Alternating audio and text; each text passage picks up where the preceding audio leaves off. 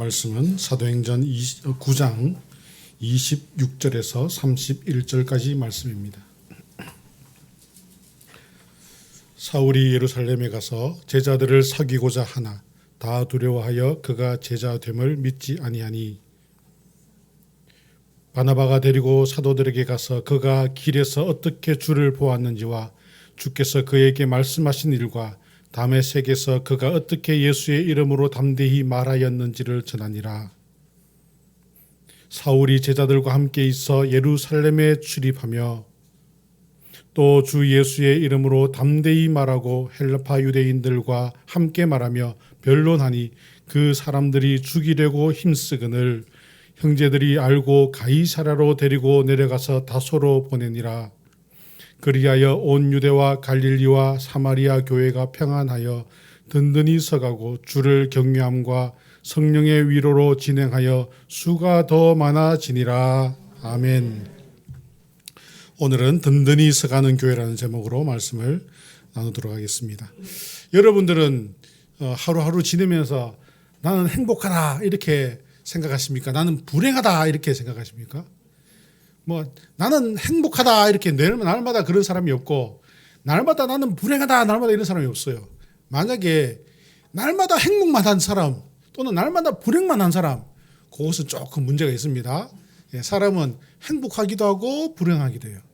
그런데 참 특이한 것이요, 나를 행복하게 해주는 것이 또 나를 가장 불행하게 해주는 거예요. 가만히 한번 생각해 보세요. 내가 가장 사랑하는 사람이 나를 가장 행복하게 해줍니다. 그런데 내가 가장 사랑하는 사람이 속을 썩이면 가장 불행을 느끼게 돼요. 우리 집에 내가 가장 사랑하는 자식이 나에게 가장 행복을 준 사람인데 이 자식이 이제 말썽을 부리면 가장 힘들다라는 걸 느껴요. 옆집 아들은 무엇을 하든지 별로 상관하지 않습니다. 그렇지 않습니까? 그러나 나에게 가장 행복을 주던 남편이나 아내나 자녀들이나가 또한 어떨 때에는 나에게 가장 힘들게 하는 그러한 사람일 때도 있다라는 것입니다. 그래서 그런 것 같아요. 행복과 불행은 서로 등을 대고 있다. 이쪽에서 보면 행복하고 이쪽에서 보면 불행, 이것이 왔다 갔다 하는 것 같습니다. 교회도 마찬가지입니다. 교회도요, 성도들이 교회를 온전히 세워가기도 하지만은 또는 성도들이 교회를 가장 힘들게 하기도 하더라는 거예요. 기독교를 가장 힘들게 하는, 교회를 가장 힘들게 하는 사람은 세상의 다른 사람들이 아니라 기독교인들이에요. 기독교인들이 교회도 세워가지만은 교회를 힘들게 하는 그러한 주인공 중에 한 사람이더라라는 것입니다. 그러니까 이 맛있는 음식도 마찬가지죠. 맛있는 음식도 그것이 맛있는 음식으로 있을 때에는 가장 맛있는데 그것이 상하면 악취가 나는 거예요. 꽃도 예쁘지만 시들면 보기가 싫은 거예요.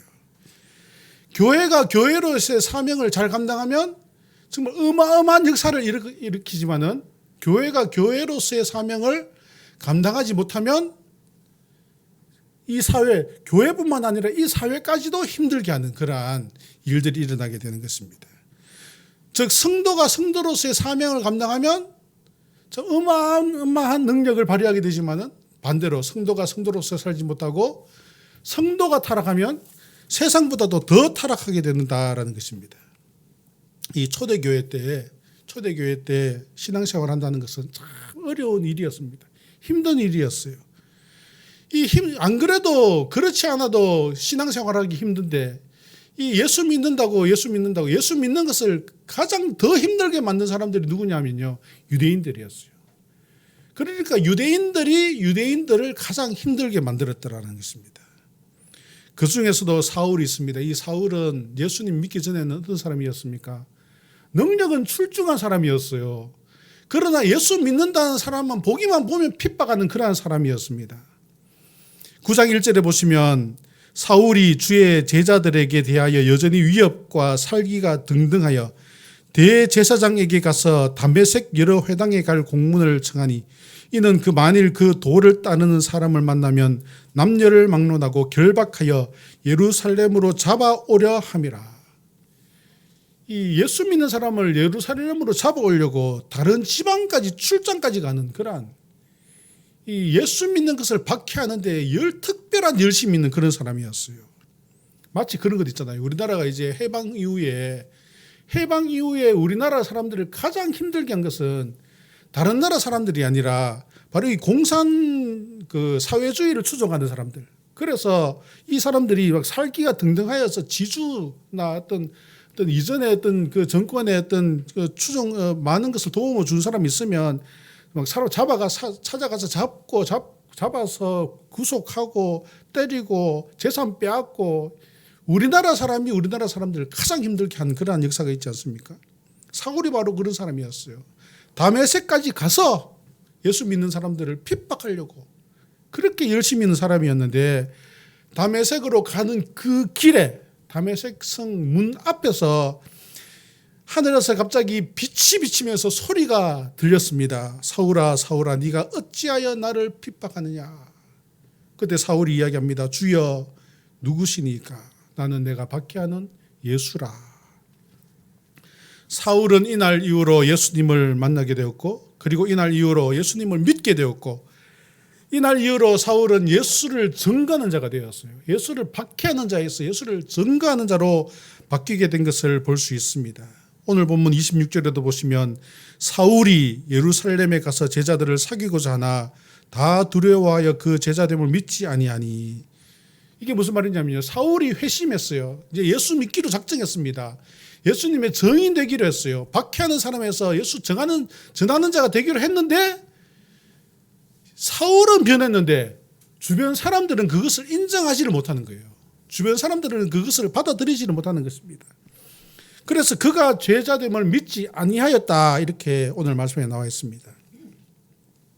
사울은 이제 예수님 제자들과 함께 제자가 되기를 이제 결심하였지만은 사람들은 그것을 인정을 못하더라는 거죠. 왜냐하면 그의 과거를 볼 때 그럴 사람이 아니라는 거죠. 그의 과거를 볼 때 그럴 사람이 아니다. 제가 신학교에 입학 탁 하고 나니까 친구들 중에 두 가지 반응이 있어요. 한 친구는 네가 무슨 신학교를 가자 이런 반응이 있고 나는 네가 신학교 갈 줄 알았다 이런 반응이 있었어요. 예. 이와 같이 과거의 모습이 현재를 붙잡더라는 것입니다. 새롭게 시작한다는 것이 참 어려운 일이에요. 그렇지 않습니까? 뭔가를 새롭게 시작한다는 것은 스트레스가 많은 거예요. 이것이 좋은 일일 수도 있고 안 좋은 일일 수도 있지만 스트레스가 많은 것입니다. 그러나 새로 시작하는 것도 힘든데 그것을 붙잡는 것이 무엇이냐? 바로 과거가 현재를 붙잡더라는 것입니다.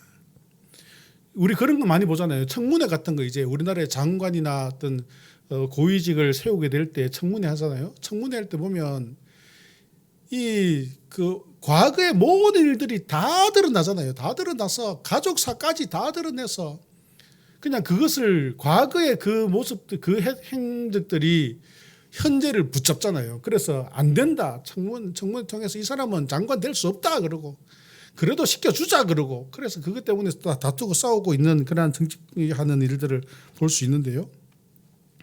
이와 같이 과거의 일이 현재를 붙잡더라.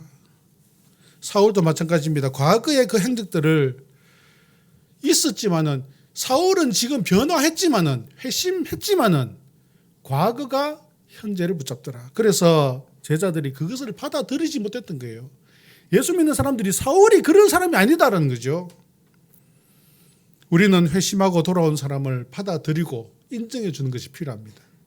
이 교회는 회개하고 돌아오는 사람을 받아들이고 인정하는 것이 필요해요. 우리가 집을 나간 아들이 회개하고 돌아올 때 맞이하는 그 아버지의 모습과 같이 교회는 회개하고 돌아오는 자를 인정하고 존중하는 것이 필요합니다. 오늘 제목이 든든히 서가는 교회가 아닙니까? 교회가 든든히 서가기 위해서 첫 번째는 서로 인정하고 존중하는 것이 필요하다. 27절을 다 같이 한번 보겠습니다. 27절 보시면 바나바가 데리고 사도들에게 가서 그가 길에서 어떻게 주를 보았는지와 주께서 그에게 말씀하신 일과 다메섹에서 그가 어떻게 예수의 이름으로 담대히 말하였는지를 전하니라. 사울이 제자들과 함께 있어 예루살렘에 출입하며 또 주 예수의 이름으로 담대히 말하고 사울의 과거의 행적이 있었지만은 바나바의 중재로 사울의 이 회심한 것들, 사울의 그 예수님 만난 이야기 다 들어주고, 그리고 사울과 이제 교제함으로써 사울이 이제 과거에 이러한 행적이 있었지만은 우리가 인정해 주자. 사울은 이제 회개하고 돌아왔다. 우리의 형제가 되었다. 인정하자. 이렇게 하는 것을 볼 수 있습니다. 그리하여서 사울이 이제 바울로서의 사역을 감당할 수 있는 시작이 되는 것이지요. 교회가 든든히 세워지기 위해서는 이와 같이 인정하고 존중하는 것이 필요합니다. 마태복음 18장에도 보시면 베드로가 예수님에게 나와서 말합니다. 죄를 범하면 몇 번이나 용서해 주어야 됩니까? 예수님께서는 어떻게 말씀하십니까? 7번씩 70번이라도 용서해 주라. 회개하고 돌아오면 7번에 70번이라도 용서해 주라고 하는 것입니다. 회개와 용서가 있어야지 화합이 있고 교회가 든든히 세워질 수가 있는 것입니다. 물론 여기서 중요한 것은요, 회개하는 것이 중요합니다. 회개하지 않는데, 용서를 구하지 않는데 내가 너 용서해 줄게, 이건 좀 이상한 거잖아요. 회개하고 돌아올 때에 라는 전제가 필요합니다. 용서를 구하고 회개하고 돌아올 때 용서를 해주라, 용서해 주라, 형제로 받아주라라는 것입니다. 회개하고 돌아오면 언제까지든지 용서해 주라라고 성경은 우리에게 말씀하고 있습니다. 그런 사람들이 있어요. 나는 절대로 용서 못해, 이런 사람이 있어요. 물론 인간적으로 살다 보면 그런 일들을 경험할 수가 있습니다. 정말 용서하지 못할 그러한 일들을 경험할 수 있죠. 그렇지만 성경은 우리에게 이야기합니다. 회개하고 돌아오면 용서해 주라. 나는 절대로 용서 못해, 절대로 인정 못해. 그렇게 하면 어떻게 되겠습니까? 결국에는 분열될 수밖에 없는 거죠. 나누어질 수밖에 없어요. 회개하고 용서를 구하는데도 나는 받아줄 수 없다. 그러면 어떻게 되겠습니까? 나눠질 수밖에 없는 거죠. 교회가 든든히 세워지려면 반대로 회개하고 용서를 구할 때에 인정하고 받아주는 것, 그것이 필요하다라는 것입니다. 그것이 바로 교회를 든든히 세워갈 수 있는 요소 중에 하나인 것입니다. 우리가 너무나 잘 아는 이 장발장, 레미제라블이라는 소설 있잖아요. 여기 보면 장발장이 이제 그 배고픈 조카를 위해서 빵을 훔치다가 잡힙니다. 그래서 첫 번째 그가 이제 징역 5년을 받잖아요. 징역 5년을 받는데 그가 탈옥을 시도합니다. 여러 번 탈옥을 시도하니까 나중에 몇 년을 살게 되냐면 19년을 감옥에서 살게 되는 거예요. 그리고 이제 출소를 딱 하니까 모든 사람들이 이 장발장을 보고 이야기합니다. 교도소에서 오랫동안 그 수감 생활을 했던 나쁜 사람이라고 이야기하는 거예요. 아무도 그를 받아주지 않는 거예요. 그때 이 마리엘 신부가 이제 받아주잖아요. 그래서 집으로 오라 그래서 제어도 주고 음식도 주고 그러는데 이 장발장이 많은 사람들의 그러한 어떤 그 말처럼 정말 그 나쁜 버릇을 완전히 버리지 못했던 거지요. 은촛대를 들고 훔쳐서 달아납니다. 그러다 잡혀서 왔어요.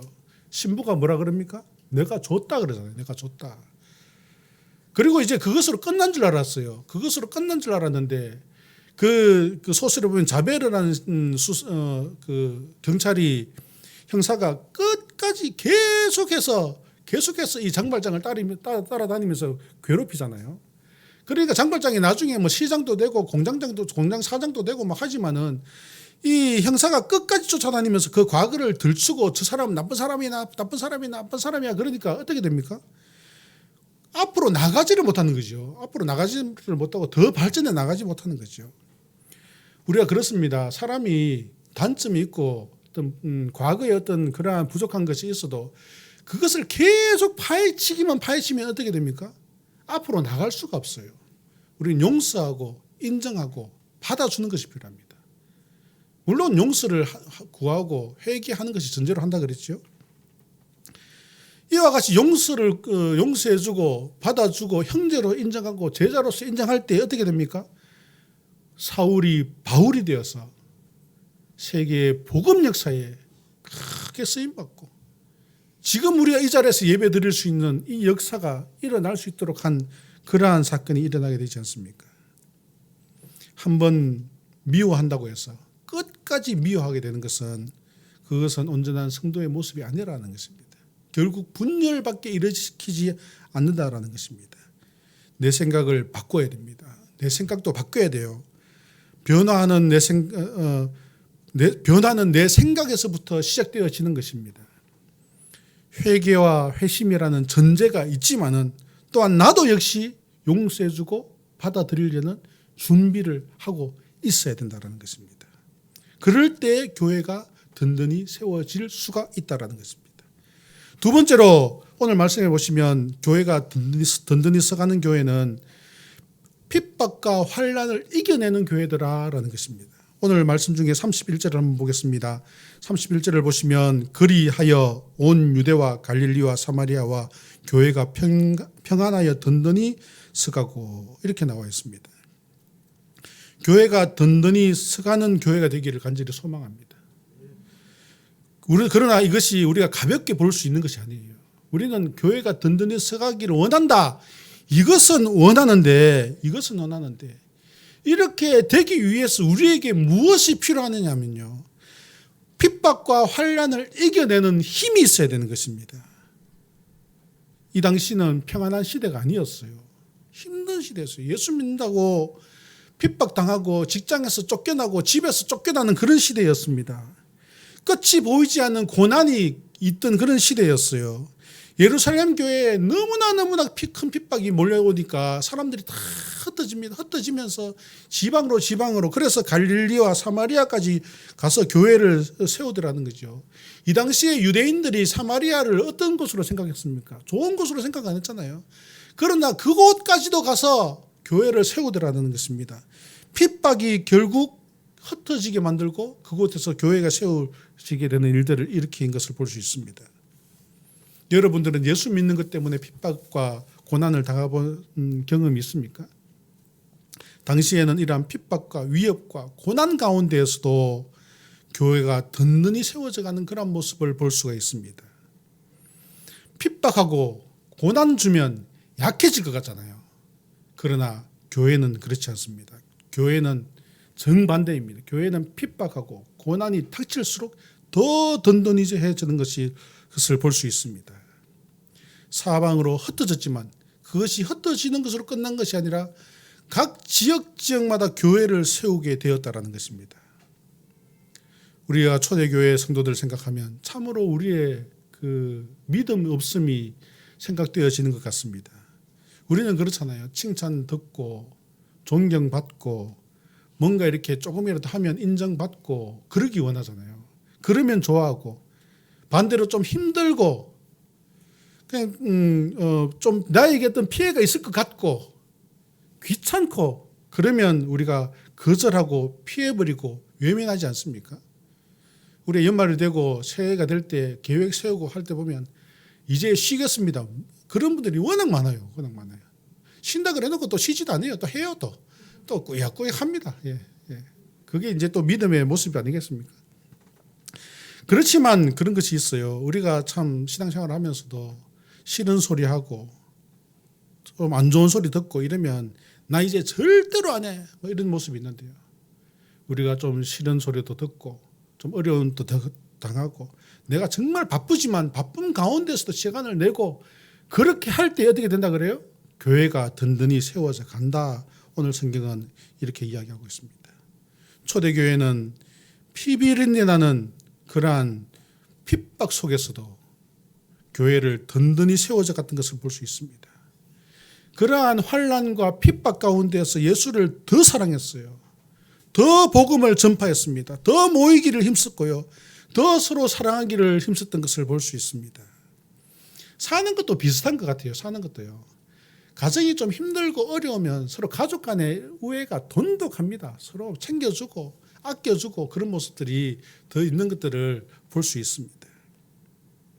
믿음은 이와 같이 핍박으로 꺾여지는 것은 믿음이 아닙니다. 핍박 당하면 당할수록 더 단단해지는 것이 믿음이라는 것이죠. 교회는 본질적인 모습이 바로 이 환난과 핍박을 이겨내는 데 있는 것입니다. C.S. 루이스라는 그 작가가 스크로테이프의 편지라는 그 책에 보면 이런 말이 나옵니다. 기독교인들이 하나님을 믿지 못하게 하는 것은 핍박이 아니라 편안하고 여유 있게 만들면 된다. 이런 이야기가 나와요. 기독교인들이 하나님을 믿지 못하게 하는 것은 핍박하면 되는 것이 아니라 여유롭고 편안하게 만들면 된다. 우리가 편안할수록 더 편해지고 싶은 것이 사람의 마음입니다. 여유로울수록 더 여유롭게 살고 싶은 것이 사람의 마음이에요. 시간과 물질이 여유로우면 내가 열심히 뭔가를 딱 할 것 같잖아요. 그러나 절대로 그렇지 않습니다. 시간이 있고 여유가 생기면 더욱더 여유로운 삶을 추구하게 되는 것입니다. 예수님을 더 사랑하고 더 봉사하고 더 잘 섬길 수 있는 것은 바로 지금 이 시간, 내가 어떠한 환경이냐 그것이 아니라, 어떠한 상황 가운데 있다는 그것이 아니라 바로 이 시간에 내가 더 주님을 사랑하고 더 섬기기를 노력할 때에 우리는 내 신앙뿐만 아니라 교회가 든든히 세워진다라고 오늘 성경은 우리에게 말씀하십니다. 든든히 서가다 이런 말씀은, 이 말씀은 집을 세운다 이런 뜻입니다. 집을 세운다. 여러분, 집을 이렇게 든든히 세우려면 인테리어를 아름답게 하면 집이 든든합니까? 인테리어보다 뭐가 중요합니까? 뼈대가 중요하죠. 기초, 기둥, 지붕 안에 뼈대, 이것이 중요한 거예요. 그런데 여러분, 집을 가만히 보세요. 집을 가만히 보면 뼈대가 보입니까? 안 보입니까? 뼈대는 안 보여요. 인테리어는 보이지만 뼈대는 잘 안 보입니다. 이와 같이 교회를 든든히 세우려면 내면적으로 든든해져야 돼요. 내면적으로 든든히 세워져야 되는 것입니다. 내면적으로 든든히 세워진다는 것은 무엇입니까? 믿음으로 잘 무장되어지고 성령이 충만하고 믿음 생활을 바르고 열심히 있게 하는 것이 바로 내면적으로 우리가 세워져 가는 것입니다. 기초가 튼튼하지 못하면 무너지는 거예요. 여러분, 기초가 튼튼하지, 기초가 별로 없는데, 그러니까 기둥이 부실한데 20층, 30층 건물을 지으면 어떻게 되겠어요? 다 무너지게 되는 거죠. 도리어 더 심각한 문제를 일으키는 것입니다. 차라리 기초가 연약하고 기둥이 부실하면 그냥 1층이라도 지으면 그나마 낫는데, 기초도 부실하면서 막 20층, 30층 지으려고 하면 도리어 더 큰 위기를 당하게 되는 것이죠. 교회도 마찬가지입니다. 신앙생활도 마찬가지입니다. 나의 그러한 기초와 믿음의 어떤 기둥을, 뼈대를 든든히 해야 되는 것이 필요합니다. 나의 뼈대를 든든히 하는 것은 무엇입니까? 하나님 말씀 배우는 데 있어요. 하나님 말씀을 배우고 하나님 말씀에 따라서 순종하고 나아가는 것이 필요한 것입니다. 마태복음 28장 20절에 보시면 내가 너희에게 분부한 것을 가르쳐 지키게 하라 그랬어요. 가르쳐 지키게 하라. 우리가 든든하지 못한 것은 배우지 못했기 때문에 그렇습니다. 잘 알지 못하기 때문에. 우리는 신앙생활하면서 무엇보다 중요한 것은 배우는 것이 중요해요. 열심히 말씀을 배워야 돼요. 오늘도 배우고 내일도 배우고. 교만하면 어떻게 됩니까? 교만하면 배우지 않습니다. 배우지 않으면 부실합니다. 이단들이 와서 몇 마디 하면 그냥 확 넘어져 가버려요. 그냥 끌려가 버립니다. 그러나 열심히 말씀을 배우면 어떠한 환난 가운데에서도 시험 가운데에서도 넘어지지 않는 것입니다. 핍박을 이겨낼 수가 있어요. 믿음을 이겨낼 수가 있어요. 말씀을 열심히 묵상하고 암송하였던 사람들은요, 어떤 환난이 탁 닥치면 그 말씀이 탁 생각나는 거예요. 여러분들도 뭐 큰 어려운 일들 당한 경험도 있었겠지만은, 가장 쉬운 예로 여러분 병원에 가서 이렇게 주사 맞을 때나 수술 같은 거 들어갈 때 이렇게 탁 수술 들어갑니다. 그럴 때 어떤 마음이 듭니까? 마음이 콩당콩당 할 때 이제 그걸 이겨내려고 말씀 막 생각하잖아요. 예, 말씀 막 성경 구절 생각하면서 내가 믿음으로 이겨내야지 막 그러면서, 그러다 보면 이제 눈 뜨면 벌써 수술 다 끝나고 그렇지 않습니까? 예, 그러는 거예요. 말씀을 열심히 묵상하고 암송하고 말씀 가운데 살아가려고 하면요, 어떠한 어려움도 이겨낼 수 있는 힘이 나오게 되어 있는 것입니다. 하나님은 어떤 분이십니까? 교회가 어떤 것입니까? 성도가 무엇을 해야 하는 것입니까? 우리는 말씀을 배우면서 순종하는 그러한 성도가 되어야 되겠습니다. 오늘날 우리 사람들은, 오늘날 이 교회는 말씀 배우기를 좀 소홀하는 그러한 모습이 있는 것 같아요. 과거에 했던 그런 모습 때보다 지금은 더 말씀 배우고 이런 것보다 뭐 하기 좋아합니까? 찬양 열심히 하기. 물론 찬양이 나쁘다 이런 건 아닙니다. 찬양도 열심히 해야 되지만은, 그러나 찬양만 열심히 하는 것보다 하는 것이 아니라 우리가 말씀을 배우는 데도 열심히 해야 된다는 거죠. 그래서 이제 조별로 모아서 이제 성경 공부하자 그러면 요즘에는 성경 공부 어떻게 하자 그러냐면요. 나눔합시다 그래요. 나눔합시다. 자기의 삶을 나누자 그래요. 물론 나누는 것도 필요합니다. 그러나 성경을 배우는 것은 나누는 것이 아니라 하나님의 말씀을 배우는 거예요. 듣는 것입니다. 듣고 배우기를 힘써야 되는 거예요. 배우지 않으면 다음 단계로 넘어갈 수 있습니까? 학교가 1학년 입학해서 3학년, 4학년, 5학년 건너뛰고 중학교 바로 갈 수 있습니까? 단계적으로 배워가야 되는 거예요. 몸이 자라는 것처럼 지식도 자라가야 되는 거예요. 그러나 우리는 신앙생활을 하지만은 나는 배우는 거 싫고 힘든 거 싫고 섬기는 거 싫고 다 싫고 그냥 조용히 교회 와서 재미있는 것 그리고 신나는 것 이런 것만 나 경험하다 가고 싶다. 그러면 나이 20살 돼도 몸은 5살, 몸은 20살인데 정신적인 것은 5살밖에 안 되는 그러한 모습으로 비정상적인 모습이 될 수 있다는 것입니다. 이러한 모습은 교회 생활, 신앙생활을 오래 한 사람들일수록 더 두드러지게 나타나는 것을 볼 수 있어요.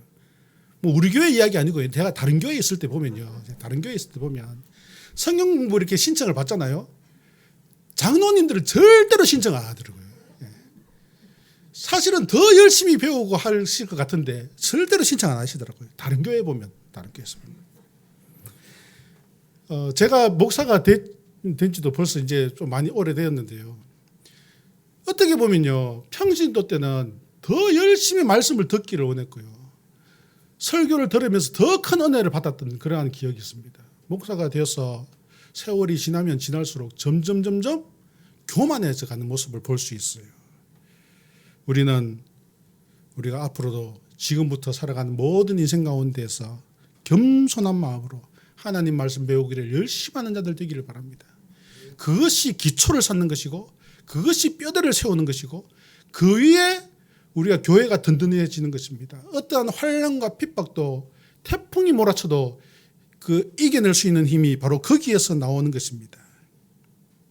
핍박 가운데 교회가 확장되는 것은 이것은 사람의 힘이 아닙니다. 하나님의 능력이죠. 하나님의 말씀의 능력에서 나오는 것이다라는 것을 깨닫고 우리는 교회를 든든히 세워가기 위해서 주의 말씀 배우기를 힘쓰는 자들 되기를 간절히 바랍니다. 예루살렘 교회는 핍박 가운데서도 든든히 서갔습니다. 우리가 인정할 것 인정하고 받아들일 것 받아들이고 서로가 내면을 더 든든히 세워서 우리뿐만 아니라 우리 교회가 더욱더 든든히 세워져가는 그러한 역사가 일어나기를 주의 이름으로 축원합니다. 다 같이 기도하겠습니다. 고마우신 하나님 아버지, 오늘 또 우리를 주님 앞에 불러주셔서 예배하게 하시고 말씀 듣게 하시니 감사합니다. 주의 말씀 가운데에서 우리의 삶의 온전한 길을 깨닫게 하여 주시고 순종의 열매 있게 하여 주시옵소서. 예수님의 이름으로 기도드립니다. 아멘.